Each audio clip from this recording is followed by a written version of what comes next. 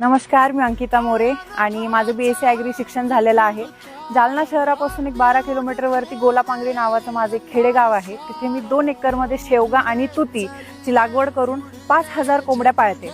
आता शेवगा आणि तुती हे त्यांच्यासाठी इतकं छान सप्लिमेंट आहे ना, जे आपण औषधी देतो ते सगळे गुणधर्म याच्यात आहेत। तर मी हे कोंबड्यांना खाऊ घालते आणि ज्या कोंबड्या हे औषधी नाही खात त्यांना मी फीडमध्ये टाकून देते, म्हणजे माझा 50% हा फीडचा खर्च कमी होतो आणि मला इतर कुठल्या औषधी कोंबड्यांना टाकावे नाही लागत। बऱ्याच शेतकऱ्यांना असं वाटतं की आपण लोकल मार्केटमध्ये अंडी विकावी, पण आपल्या सगळ्यात जास्त मेन मार्केट अरब कंट्रीजमध्ये अंड्यांचं आहे, कारण तिथलचे लोक गावरान अंड्यांसाठी काही भाव द्यायला तयार आहे।